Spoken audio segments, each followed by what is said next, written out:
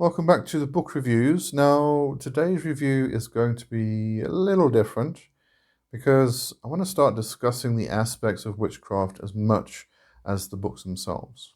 So, today I want to talk about something that sits at the very core of why many of us find our way to the occult and witchcraft in the first place: the reclamation of the self, and specifically today, queer witchcraft. We will be diving deep into the non-binary mechanics of Bending the Binary by Deborah Lipp and exploring trans and non-binary spirituality or spiritual connections in Sacred Gender by Ariane Serpentine. So, two books to compare today. Now, in the broader world of witchcraft and occultism, sovereignty is often discussed as a fundamental truth. The idea that you are the ultimate authority over your own spirit, your own body, your own path. But for a long time, the history of that sovereignty has been gatekept. It has been written by those who didn't understand the lived experience of the other, or worse, it has been written to explicitly exclude the voices of queer, trans, and non-binary people. Now, witchcraft, at its most traditional and honest root, has always been the refuge of those who do not fit. It is the magic of the marginalized. It is the spiritual technology of the people who have been told they are unnatural by the social order, and so they turn to the natural world to find a deeper, more ancient truth. I'm specifically covering this topic today because I am sick and tired of watching the people I love being oppressed and living in fear. If I may be allowed to be one of the voices for those who feel they have to hide their identity to be accepted into magical traditions and general society, then it would be my great honor. We are going to look at these essential texts that don't just add queerness to magic as an afterthought, but show us that queerness has always been the pulse of witchcraft.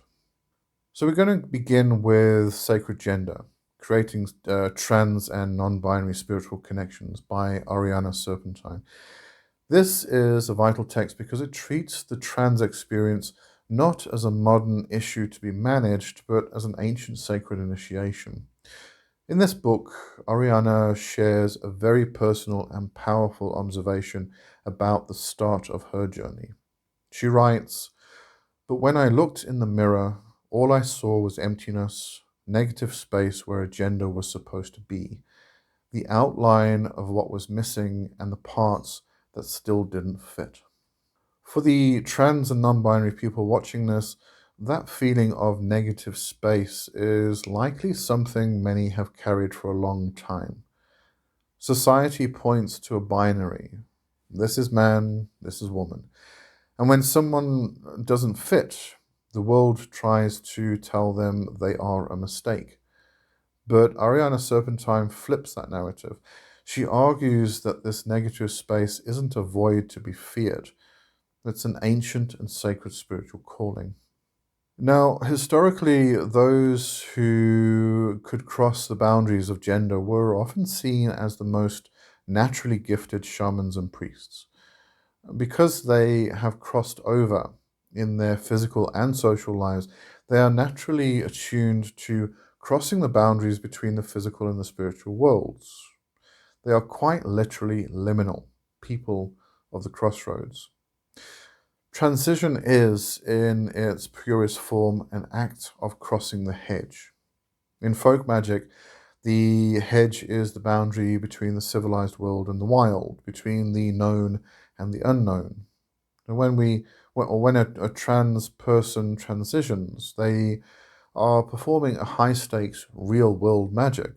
They are rearranging their reality to match their internal truth, and that is the definition of sovereignty.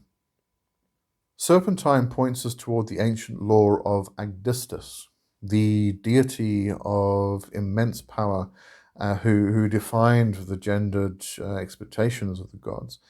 The myth of Agdistis is a reminder that the trans community is not new. This law reminds us that the in-between is not a place of lack, it is a place of immense potency. In many ancient cultures, the third gender was seen as a bridge. If you can walk between the worlds of men and women, you can walk between the worlds of the living and the dead. For the trans community, the process of transition is a long, arduous, and deeply spiritual initiation. It is not just about medical or social changes, it is about the alchemical great work. It is the process of solve et coagula, dissolving the version of yourself that was forced upon you and coagulating a new, true self from the remains. As Ariane puts it, transgender people cross boundaries by our existence.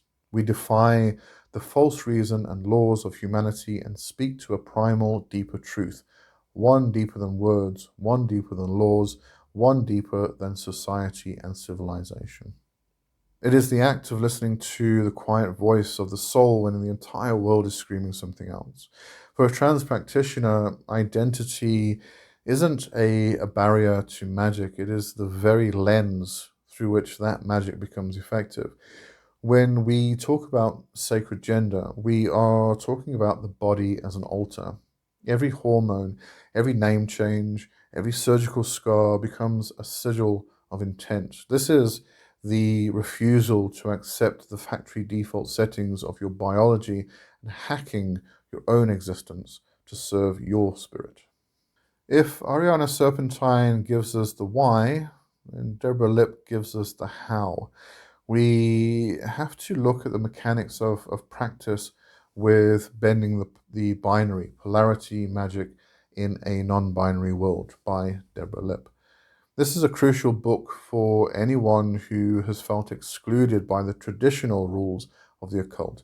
And I'd say for anyone who is serious about the practice of magic. For decades, Western esotericism has been dominated by gender essentialism, the idea that male and female are the only two types of energy and that they must always work together in a very specific heterosexual way. Deborah Lipp, as an initiate of a traditional Gardnerian lineage, shows us that these rules are often just cultural overlaps. Lipp makes a distinction that should be mandatory reading for every occultist when she quotes an article by Ove Alda and says, "Polarity is, in essence, a constant interaction between more than one force or element. It is the movement and striving of those forces and the rhythm in it that creates the dynamism. This is the aha moment. A binary is a dead thing. It's 2 points on a map that never touch. Polarity, however, is the current that runs between them. Think of a battery. You have a positive pole and a negative pole. The power doesn't sit in the poles. It is generated by the tension and the movement between them." Lipp argues that magic happens in a flow. This changes the entire landscape for a queer practitioner. It means you don't need a man or a woman in a circle to create power. You need tension. You need the movement between active and receptive, between fire and water, or between the projected will and the grounded spirit. Lipp takes us further by deconstructing our labels. In the section Polarity Isn't Gender, it states, gender has been used as a conventional descriptor for dualism, but the ideas associated with each gender are culturally driven. For too long, we have confused the map for the territory. We have used male and female as shorthand for active and receptive, but we've forgotten that these are just metaphors. When we get stuck in the metaphor, we gatekeep the magic. For the non-binary practitioner, this is an invitation to master the internal circuit. You are a whole and complete universe. You possess both poles within your own subtle anatomy. You don't need a partner to complete the great rite, because you are already the marriage of God and Goddess within your own soul. You are the lightning that strikes between the earth and the sky. And this is where bending the binary becomes a revolutionary act. It's about looking at the traditional god-goddess model and realizing that these are not two separate entities, but two different frequencies of the same divine current. When you stop trying to perform a gender role in ritual and start focusing on the actual movement of energy, your magic becomes faster, grittier, and infinitely more effective. Now, I want to spend a moment talking about why I'm making this video now. There are many people in our community, especially in the trans and gay community, who are in positions where they cannot speak up. Their safety or their livelihood might depend on their silence. If you are in that position, please know that you are seen and you are definitely in a safe space on this channel and in this community. But for those of us who can speak, especially those of us who stand as allies or advocates, we have the responsibility to be a voice for the other. In witchcraft, we know that words have power. When we name things, we give them life. When we name ourselves, we claim our sovereignty. Every time a queer person stands at their altar and declares their identity as sacred, they are tearing down the walls of exclusion that have been built for centuries. This is the punk ethos. Take the tools of the oppressor, break them down, and build something beautiful and terrifying from the scraps. Now, I want to close this with a practical focus. Often we're taught that magic is about changing the world around us. But for the queer and trans community, the first and most important magic ever performed is the magic of self-creation. I want to suggest a moment of practice for those of you who are watching, who are part of this community. This week, find a space where you are safe and sovereign. If you have felt silenced, or if you have felt that your magic is lesser because it doesn't look like the mainstream books, remember this. You are the living proof that the in-between is a place of power. So start by finding one part of your identity that the world has tried to dim. Maybe it's your name, your pronouns, or the way you express your love. Then name that part of yourself out loud in your sacred space. Don't ask for it to be accepted. State it as an objective fact of your reality. Then set the frequency. This is how you queer the current. You are setting the frequency for your own magic. When you speak your truth in your sacred space, you aren't just helping yourself. You are strengthening the tribe that Christopher Penczak speaks about in Gay Witchcraft. Queer witchcraft is not a subcategory of the occult. It is a return to the roots of what it means to be a practitioner, someone who stands between the worlds and speaks a truth that the rest of the world is too afraid to hear. Whether you identify as gay, trans, bi, or non-binary, or if you are an ally who recognizes that magic must be for everyone, your existence and your voice are sacred. We don't need the permission of the old, rigid traditions to exist. The community carries the tradition within them. Now, I highly encourage you to pick up these books, Sacred Gender and Bending the Binary. Support the authors who have done the work to build these bridges for everyone. I thank you for being here, and I thank you for the courage it takes to be who you are.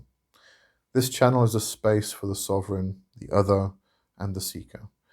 We are going to continue this journey together, looking for the truth in the shadows and the power in our own stories. So I'll see you next week. Stay sovereign, stay true.